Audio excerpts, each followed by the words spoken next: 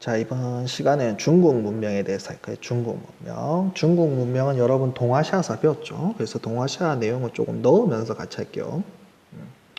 동아시아사 내용을 좀 플러스 해서 같이 해보겠다라는 거죠. 자, 중국 문명의 신석기를 보면요. 사실 신석기가 여러분 동아시아사에서 배웠겠지만 여러 개가 있잖아요. 그죠? 황허강 유역이 있고, 그 다음에 라오강 기억나나요? 라오강역에 홍산 문화가 있었죠. 그 다음에 여기 장창강이라고 나오는데 이 창자강이 미안해요. 창장강이 양쯔강이에요. 양쯔강. 이 창장강의 허무드 문화 기억나죠? 이런 것들, 이런 문명들이 함께 있었죠. 근데 이제 세계사에서는 다시 한번 보면 황하강과 창장강 유역 등에서 발달을 했고요. 채도와 흑도다. 그러니까 그 밑에 이제 저번 시간에 미안해요. 동아시아에서 했던 걸 다시 와서 정리를 해보면 양사오 문화가 채도 문화였죠. 보다 서쪽에 있었어요. 양사오 문화가 보다 서쪽에 있었고, 이것이 다운코어 문화라고 하면서 흑도 문화가 나오죠. 요 두 가지가 합쳐지면서 융산 문화가 나옵니다. 채도보다는 흑도가 조금 더 발달된 토기가 아닐까라고 봐요. 그 이유가 뭐냐면 채도는 노면 자체에다가 그냥 토기를 두고 그냥 구웠을 거다 이렇게 보는 거고요. 흑도는 이런 어떤 굴 같은데 이런 데다 넣고 구워서 끓여서 그렇게 되지 않았겠냐라고 보고 있기 때문에 채도보다는 흑도가 좀 더 발달하는 문명이 아닐까라고 보고 있어요. 그래서 이렇게 발달해 갔다. 다시 한번 보면 양사오와 다운코어를 합쳐서 융산 문화가 된다. 옛날에 뭐 요거 외우는 방법 양다룽이라는 방법 있어요. 양다룽 한번 해봐요. 양다룽. 예. 그래서 양산 문화, 다운코어 문화, 롱산 문화로 가는 황허강 유역이죠. 황허강 유역의 문명이 있고, 그 다음에 창장강에 허무드 문화가 있다. 요거 뭐 돼지 그림 알죠? 돼지 그림 이렇게 생긴 토기에 왜 여기 돼지 그려져 있잖아요. 돼지 그려져 있는 토기 알죠? 그 토기가 나왔던 게 허무드 문화예요. 여기서 이제 인류 최초라고 봐도 됩니다. 동아시아 인류 최초의 벼농사가 처음으로 발견되었다라고 우리가 동아시아 시간 때 배웠을 거예요. 그래서 세계사 내용을 동아시아 내용을 좀 더 구체화한 거니까 양다룽을 좀 외워줬으면 좋겠어요. 그리고 허무드 문화도 같이 외우면 좋습니다. 시험 문제는 의외로 허무드 문화가 잘 나오죠. 그 다음 이제 홍산 문화도 있죠. 홍산 문화도 있습니다. 자, 그 다음 하나라라는 나라가 등장합니다. 이건 기록상의 왕조인데 얼리터우라는 청동기 유적지가 있어요. 이 청동기 유적지가 하나라가 아닐까라고 추측이 돼요. 그러니까 얼리터우 유적지에서 발견된 청동기 유적들이 하나라께 아닐까라고 추측이 되는 거죠. 이게 증명이 되려면 여러분 뭐가 나와야 될까요? 글자가 나와야 돼요. 그러니까 이 지역에 하라라는 왕조가 있었다라는 글자, 그리고 그 땅에서 하라라는 글자가 나왔을 때 우리가 여기가 하나라라고 인정해 줄 수 있는 거예요. 근데 아직 그 글자는 나오지 않았다. 그러나 국가 단계로 볼 수 있는 청동기 유적지가 얼리터에서 나왔다 정도 알면 될 것 같습니다. 그 다음에 이제 상나라가 나오죠. 상나라. 옛날에 이거 은나라라고 했는데 은허가 중심이라 해서 은나라라고 했는데 상나라입니다. 상나. 자, 상나라는 BC 1600년경이에요. 우리가 지금까지 배웠던 문명 중에 제일 늦죠. 근데 하나라까지 합치면 중국 문명도 그렇게 늦지 않다라고 볼 수 있어요. 근데 어쨌든 간 상나라만 봤을 땐 늦다. 그래서 황허강 중류에서 유역이 등장을 했고, 이게 중요하죠. 점을 쳐서 국가를 경영하는 신권 정치였다는 거예요.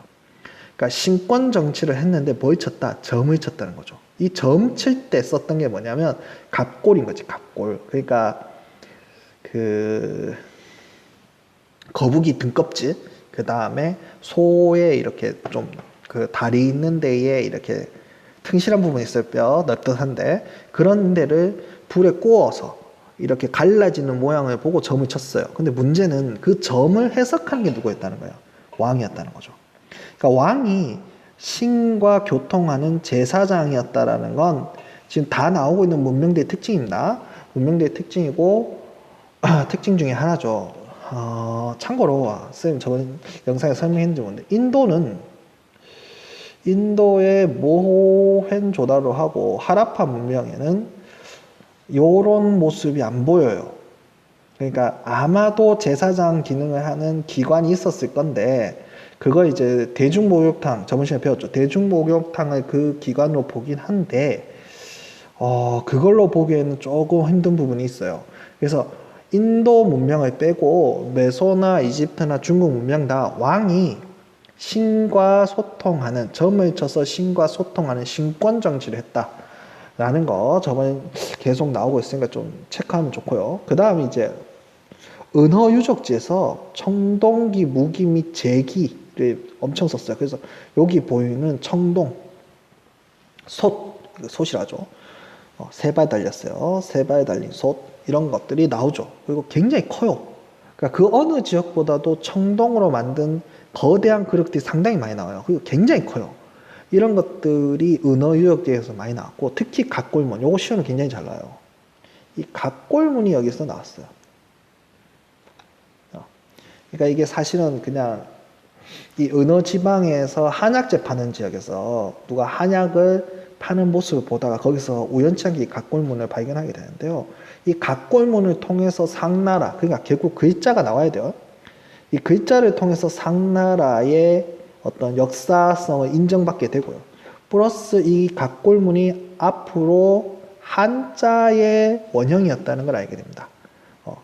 그리고 태음력을 씁니다. 여기 태음력을 썼어요. 태음력. 요거 은근히 기억해야 돼요. 메소하고 중국은 태음력입니다. 그 다음에 이집트는 뭐였죠? 태양력이에요. 태양력.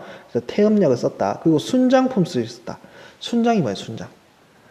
지도충이 죽으면 그 사람을 따르던 사람들을 함께 죽이는 그런 형태죠. 그래서 지도층이 죽었을 때, 내지는 살아있는 사람이 죽었을 때, 그러니까 지배층이 죽었을 때 그 밑에 있는 피지배층을 한꺼번에 묶는 형태를 순장품습이래요.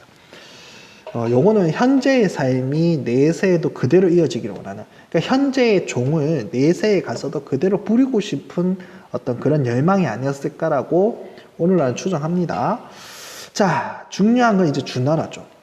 상나라에서 중요한 건 각골문이에요. 각골문. 그리고 은근히 헷갈린 거 태음력이요. 한 번 더 체크해 놓고요. 이제 주나라가 굉장히 중요해요. 주나라. 자, 주나라는 BC 11세기경 상을 멸망시키고 이렇게 되어 있는데, 자, 요게 무슨 얘기냐 하면 이런 얘기예요. 누충적 지배체제 여러분 기억나요? 누충적 지배체제? 쌤이 저번 시간에 했던 누충적 지배체제 기억납니까? 누충적 지배체제를 떠올리면서 쌤이랑 같이 한번 해봅시다.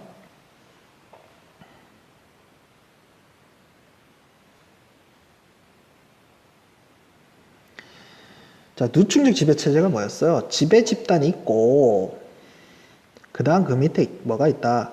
피지배 집단이 있다는 거죠. 이 지배 집단 안에도 지배자가 있고, 피지배자가 있다. 피지배 집단에도 지배자가 있고 피지배자가 있다 했어요.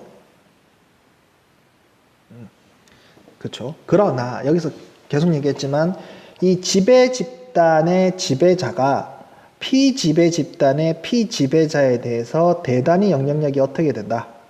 영향력이 대단히 떨어진다. 이걸 뭐라 한다 했어요? 누층적 지배 누층적 지배라고 쌤이 저번 시간에 얘기했어요. 자, 쌤이 이걸 왜 얘기하냐? 이걸 왜 얘기하냐면요.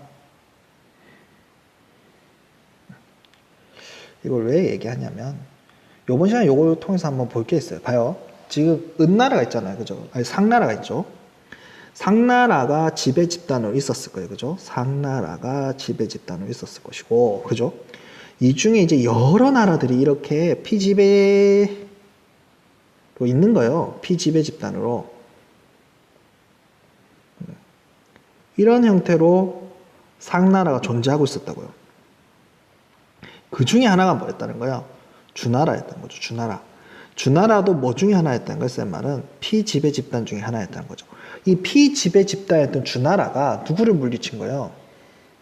상나라를 물리치고 자신들이 뭐가 된 거예요? 자신들이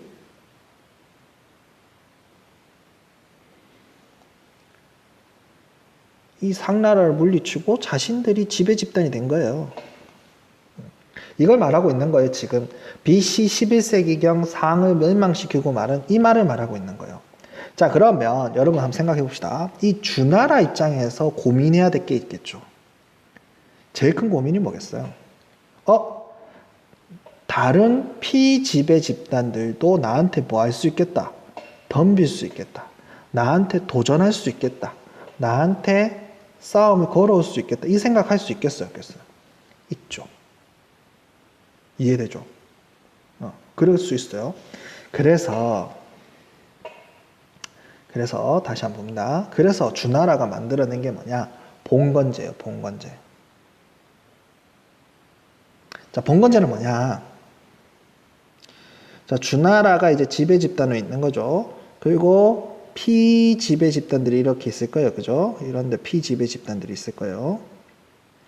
이런 피지배 집단에다가 뭐 하는 겁니까? 자신들의 혈족을 보내는 거예요. 자신들의 혈족을 보내서 그 혈족이 이 피지배 집단을 다스리게 하는 거예요. 이렇게 혈족들을 보내는 거죠.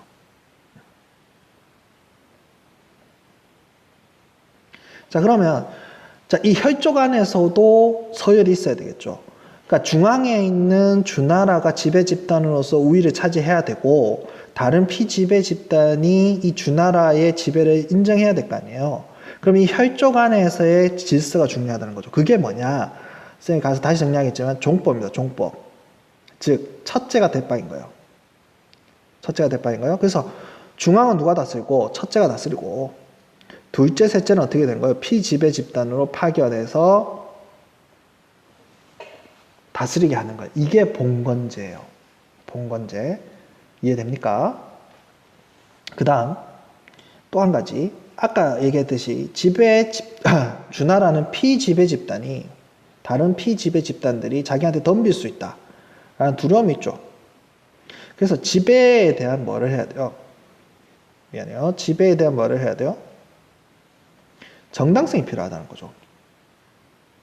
지배에 대한 정당성이 필요하기 때문에 이때 나온 게 뭐냐? 첫 번째 천명사상이라는 거예요. 야, 내가 너를 지배하는 이유는 하늘로부터 명을 받았다는 거죠. 하늘천에 명령을 받았다 할 때 명자예요. 하늘로부터 명령을 받았다는 거예요. 야, 그럼 다른 사람들 물을 수 있겠죠. 뭐라고? 야, 네가 하늘로부터 명받은 거 어떻게 아는데?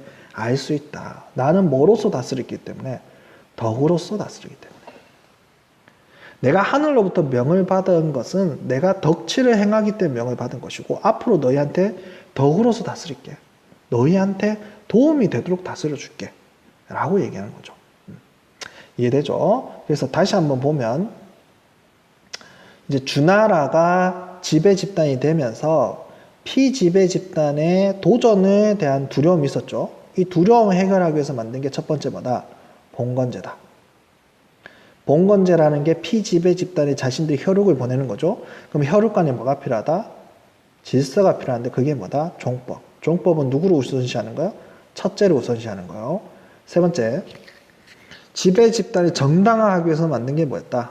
난 하늘로부터 명령을 받았다는 천명사상과 어떻게 하는데 내가 덕으로서 다스림으로 그걸 증명하겠다는 덕치주의가 나오게 되는 겁니다. 됐습니까? 그러면 다시 중국 문명 가봅시다. 호경을 수도로 해요. 여기 잘 보이는지 모르는데 호경이 여기에요. 여기요. 나중에 이 호경이요, 여러분 장안이 됩니다. 장안. 그래서 이 장안을 수도로 하는 중국은 굉장히 많아요. 동아시아 때도 많이 했겠지만 이 장안지방이에요. 장안지방. 이 장안지방을 중심으로 해서 일어나고요. 그리고 황허강유역을 지배를 하고 뒤에 가면 창자강 유역까지 창장강 유역까지 나갑니다. 그러니까 요까지 내려간다는 거죠. 창장강 유역까지. 그 다음 봉건제를 실시했다. 아까 얘기했어요. 혈육들을 보내는 거예요. 이게 왕이 있으면 자신들의 혈육들을 피지배 집단에 보내는 거예요. 이해되죠? 그래서 이들 사이에 뭐가 필요하다? 질서가 필요한데 그게 뭐다? 종법이다. 그리고 사실 가서 이들이 잘하는지 안 하는지 조금 뭐가 생겨요? 걱정이 생기죠. 그래서 이걸 감시해줄 누구를 파견한다? 감관을 파견했다. 그 다음 자신들이 지배해야 된 정당성을 뭐로서 천명사상과 덕치주의로서 정당화하고 그 다음에 이 당시 정전제라는 게 나와요. 정전제가 뭐냐 우물정자 모양이요. 이렇게 땅을 9등급 하는 거예요.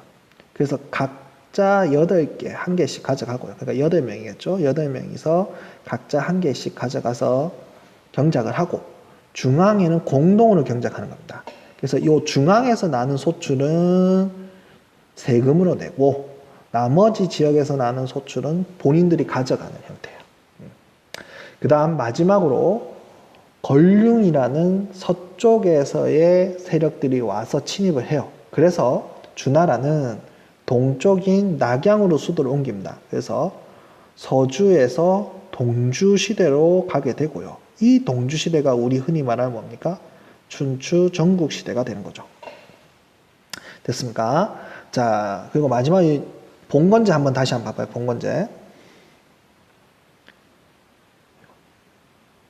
봉건제 한번 봐봐요.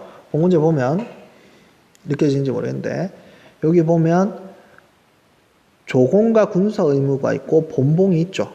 요걸 뭐라고 합니까? 책봉 조공 관계라 해요. 요 나중에 동아시아 가서 선생님이 한 번 더 깊이 있게 설명해 줄게요. 그래서 저것이 동아시아에 들었던 책공 조공 관계의 시작이 봉건제에서 시작되는구나. 이번 시간 여기까지만 알면 됩니다. 알겠죠? 여기까지만 알아들으면 됩니다.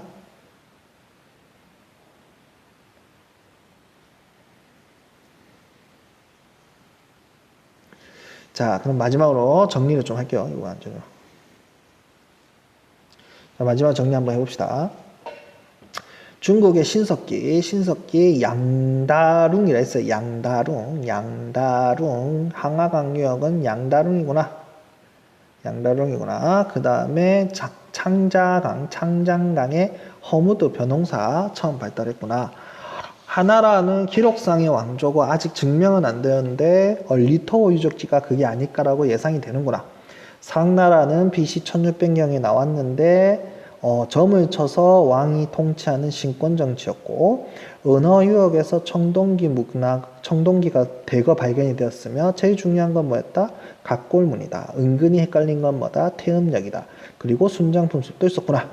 자, 주나라는 이런 상나라를 멸망시키고 나라를 잡았는데 그러다 보니 다른 피지배 집단이 쳐들어올 걸 걱정해서 만들어낸 제도가 뭐였다? 봉건제였다. 이 봉건제 안에서도 질서가 필요해서 나온 게 종법이고 그리고 자신들의 지배를 정당화하기 위해서 나온 게 뭐다? 천명사상과 덕치주의였다. 그리고 강간을 파견해서 제후들, 그 천자의 혈육들을 보내서 통치하게 한 사람들 제후라 합니다. 이 제후들을 감찰했고 이 당시에 정전제 그리고 걸륭이 쳐들어오면서 어떻게 됐다? 서주에서 동주로 가게 되는데 서주시대 때 수도가 뭐였다? 호경이었고 동주시대 때 수도는 어디다? 낙양이었다 라는 거죠. 자, 이번 시간 영상은 여기까지 할게요.